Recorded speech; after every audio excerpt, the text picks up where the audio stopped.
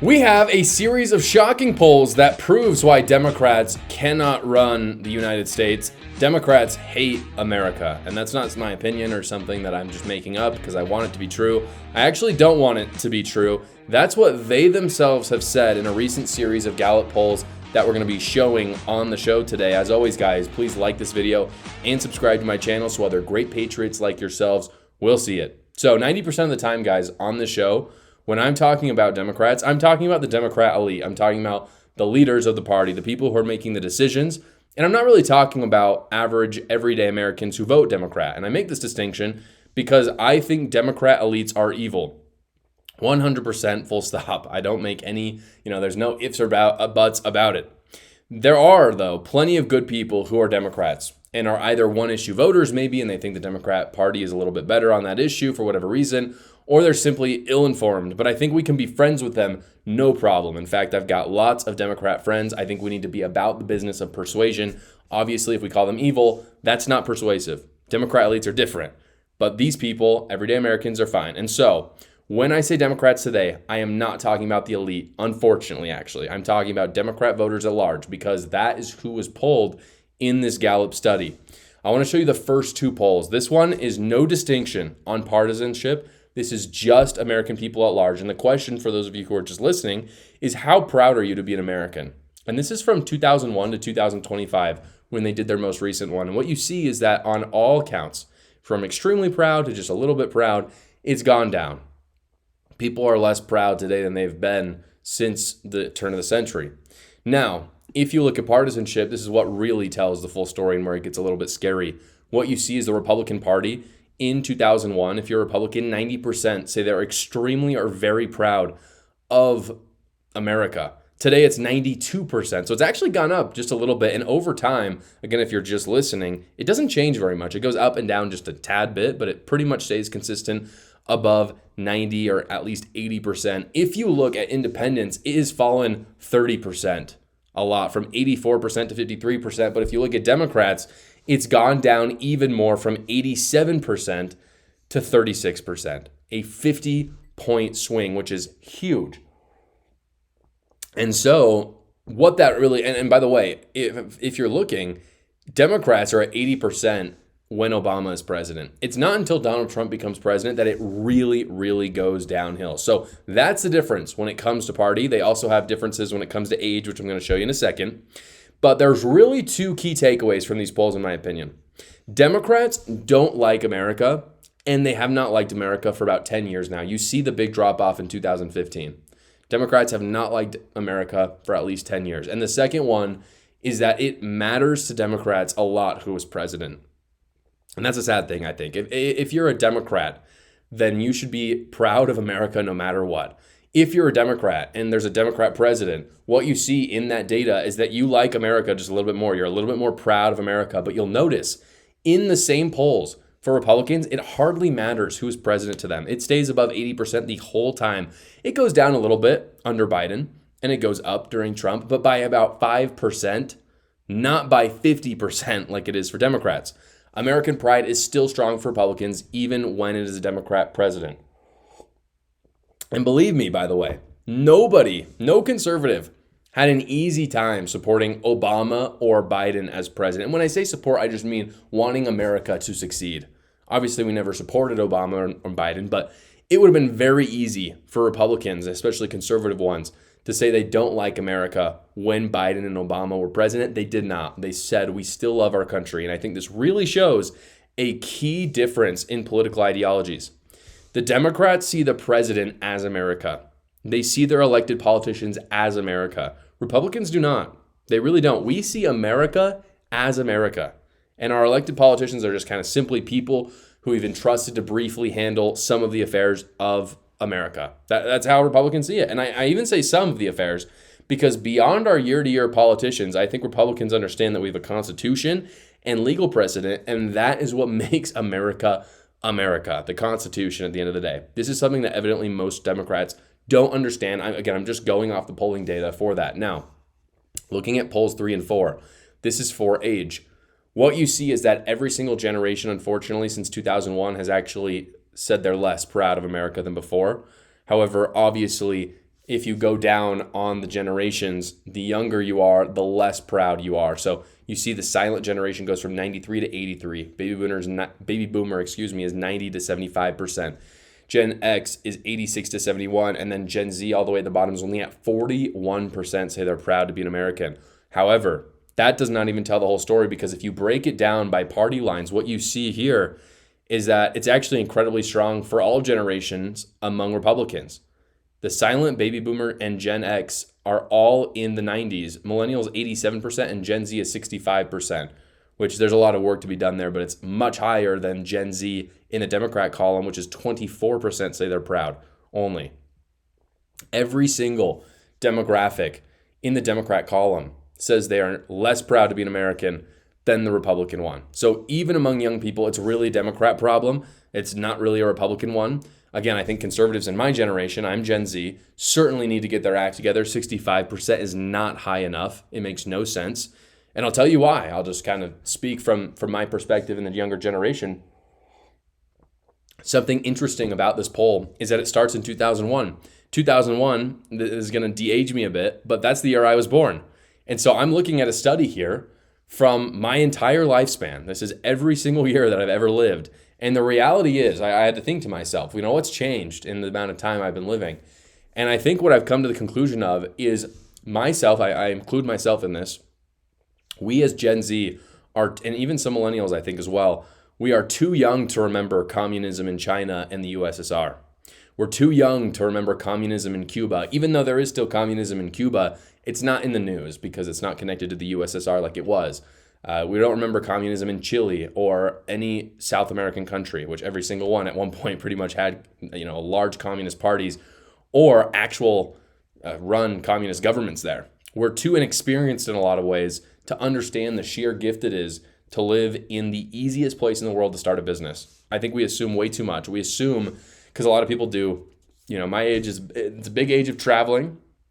We like to go places, but traveling is not living. It's not the same thing. And so I think we assume as a younger generation that it's like this in other countries, that America is not that special. And the reality is it's never been like this in other countries, and it's not this way now. It is not easy to start a business in other first world countries. It is not. It's not the same thing. It is simply a function, in my opinion, this low approval or this low confidence in America. It's a function of a forgetful society and an inexperienced youth that has not seen what socialism and what a centralized federal government can do to people.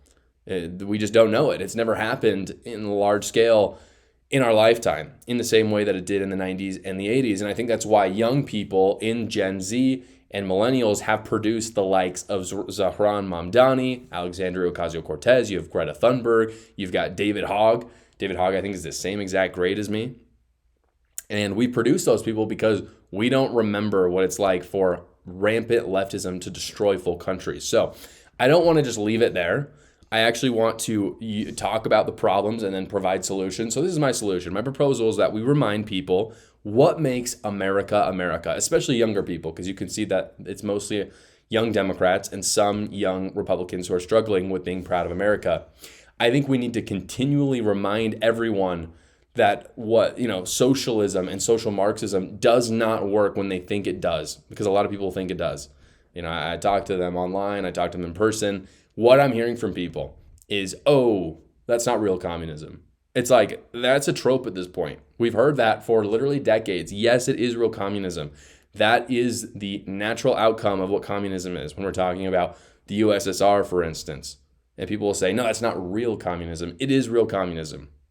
When places like New York get taken over by communists like Mamdani, I think we need to insulate ourselves against that as much as possible. We can pray for New York, but I think at the end of the day, New York and places like that need to be insulated and made as an example, a way to remind ourselves what communists do. And hopefully that reminder will save us from doing that to our whole country, because it can just be isolated in one place like New York, for example, or California. And again, hopefully it doesn't spread to the rest of the country, but people will see the failed policies in there and realize, this is what everybody else is talking about. This is what Gen X and the baby boomers have talked about happening in China and the USSR and South America. Then maybe, if we remember those things, our national pride will increase once again. The left is a cult, guys. I talk all about it in my book, A New Cult. I talk about some crazy stories, some things I think you'll enjoy reading. Go check it out right now. It's actually on sale on Amazon. The link is in the description below. You'll remember that in the 2024 election, one of the biggest questions for Trump was, how are you going to deport all of the illegals? Like, how is that actually going to happen logistically? Because there are 20 million in our country, 11 million of which came in during Biden. Well, guys, DeSantis and Donald Trump just created a 3,000 bed facility for deportations. It is staggering to see. Here's a video of what it looks like.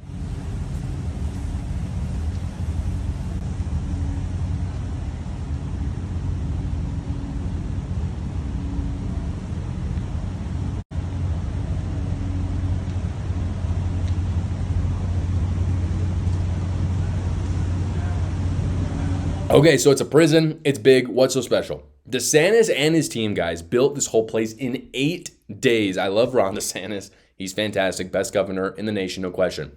The other thing that's special about it, it is surrounded by alligator-infested swampland. So basically, there's no escape from this place. That's why they call it Alligator Alcatraz. It's not surrounded by water like Alcatraz is in San Francisco. It's surrounded by alligators, which in my opinion might be more effective.